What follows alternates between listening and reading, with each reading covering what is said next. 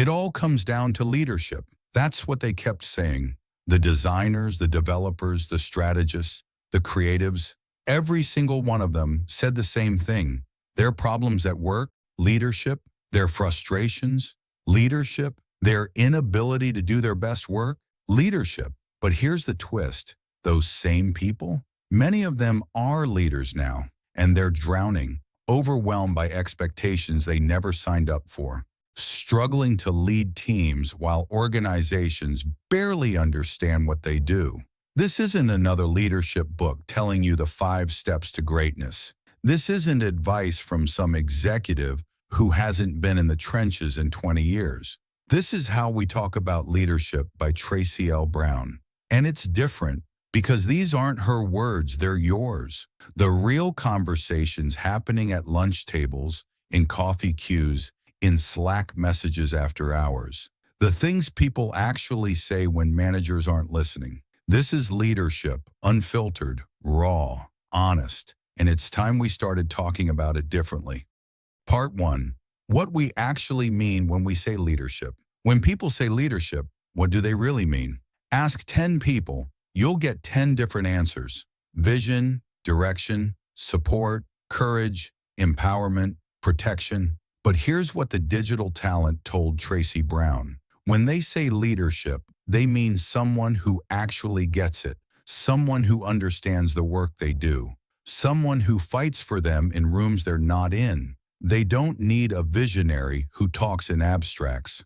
They need someone who knows the difference between good work and busy work, who understands why that project needs 3 weeks, not 3 days, who protects them from impossible deadlines and constantly shifting priorities. Leadership isn't about being the smartest person in the room. It's about creating space for the smartest people to do their best work. But most organizations don't see it that way.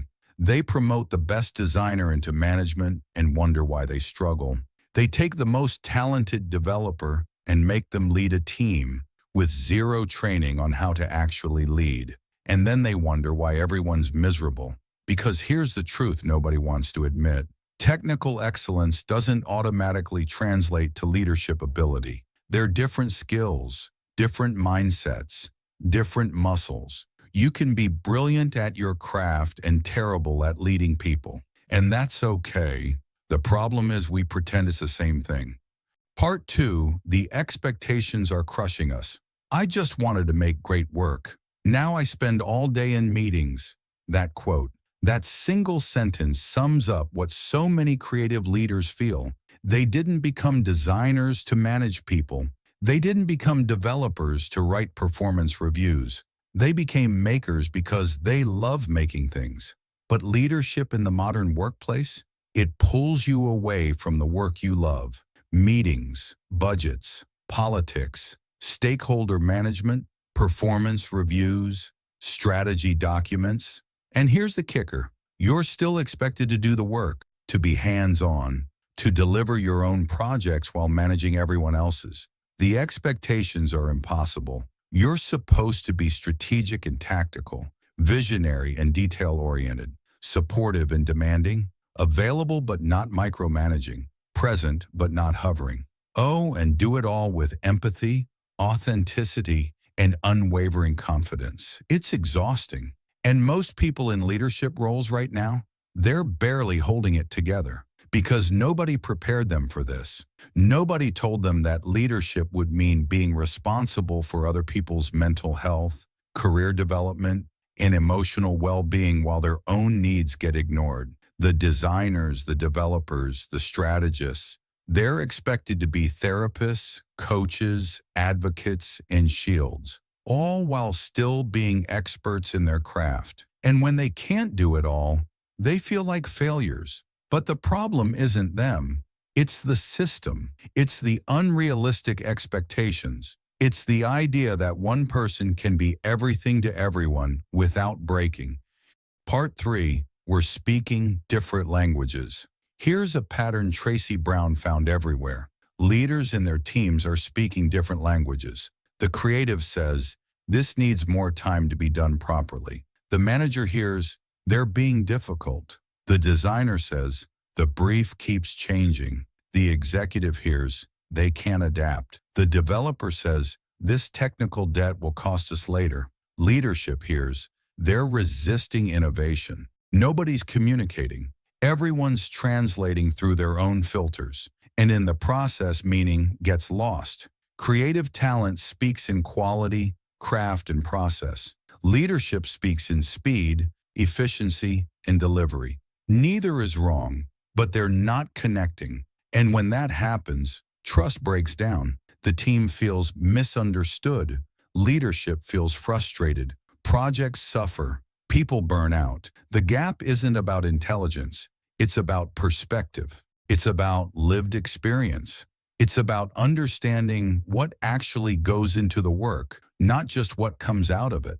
Great leaders bridge that gap. They learn to speak both languages. They translate creative concerns into business language and business priorities into creative context. But most leaders, they're expected to figure this out on their own. No training, no support, just lead better. And that's why so many creative leaders feel like they're failing. Not because they are, but because the system never set them up to succeed. Part 4. The leadership we actually need. So what kind of leadership do creative teams actually need?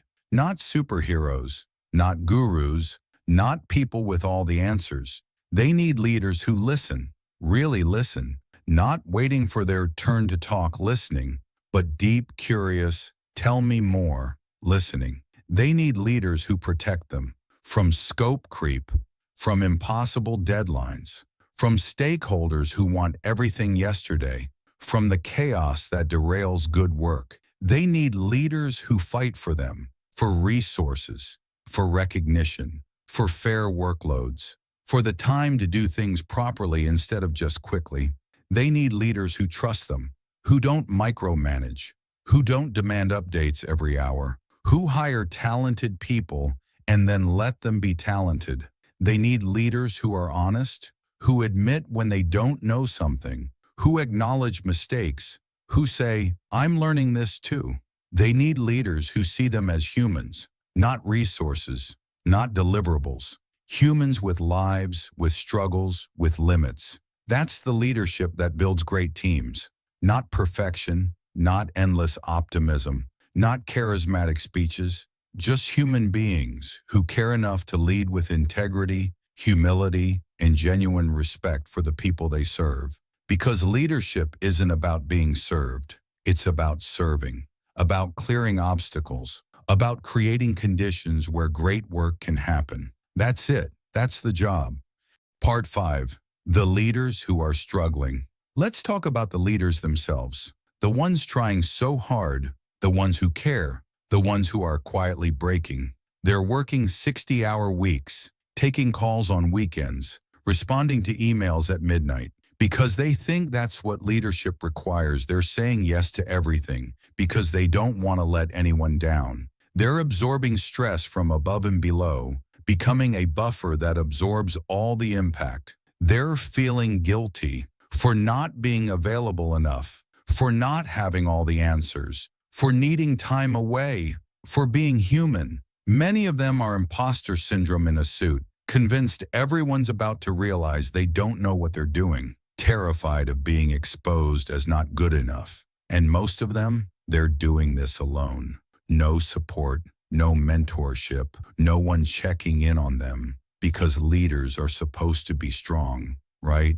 They're supposed to have it together. But here's what Tracy Brown's research shows. The best leaders are the ones who admit they're struggling, the ones who ask for help, the ones who say, I don't know, but let's figure it out together. Vulnerability isn't weakness in leadership. It's connection. It's trust.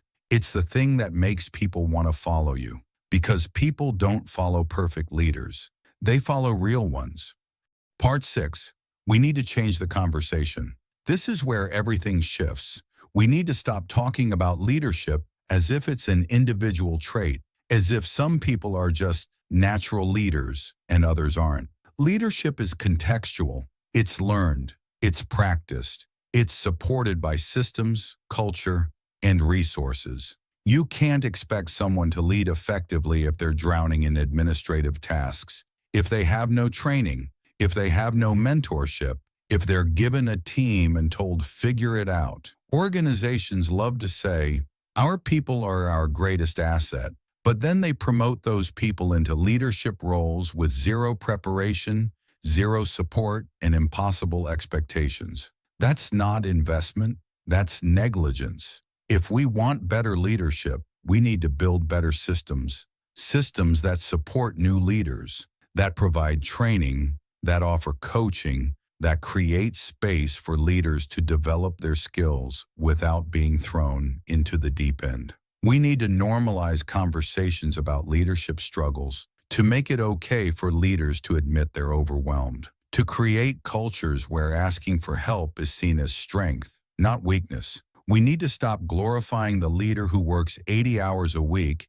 and starts asking why any leader needs to work 80 hours a week to be effective. And we need to change what we celebrate. Not just results, but how those results were achieved. Not just success, but whether people were burned in the process of achieving it.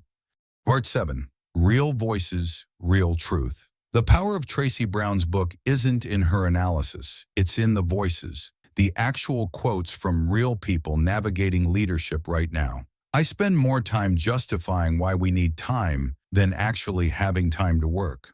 I became a creative director to shape work. Instead, I'm in meetings explaining why design matters.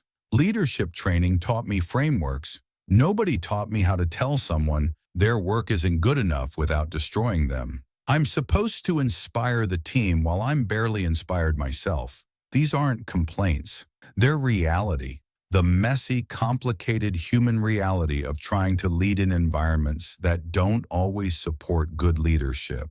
And when you read these voices, you realize you're not alone. Your struggles aren't unique. Your doubts aren't proof of failure. They're proof you're paying attention, that you care, that you're trying to do this well. How we move forward. We can't keep doing leadership the way we've been doing it. Not if we want healthy, sustainable, creative teams. We need to change how we talk about it, how we prepare for it, how we support it. We need to stop expecting leaders to be everything, to accept that leadership is hard and that's okay, to build systems that help people lead instead of setting them up to fail. And if you're a leader right now, struggling, exhausted, wondering if you're doing it right, listen. You don't have to be perfect. You don't have to have all the answers. You don't have to sacrifice your health, your relationships, or your sanity to be a good leader. You just have to show up, be honest, keep learning, and care about the people you're leading. That's enough. It's always been enough. The conversation about leadership needs to change, and it starts with you, with being honest about what's really happening, about what you actually need, about what leadership really requires. So let's stop pretending. Let's start talking, really talking. Because when we share the truth about leadership, the messy, exhausting, rewarding, impossible truth, we make it possible for everyone to lead better. Not perfectly, just better. And that's how we change everything. Thank you for dedicating your time to this journey. We truly value your perspective and believe your insights help everyone grow. We gently invite you to share your thoughts and reflections. Please provide your feedback under the comments section. Consider this a meaningful step in our shared learning process. To keep receiving content designed to nurture your focus and development, please join the Focus Me community by subscribing. We look forward to building this path together.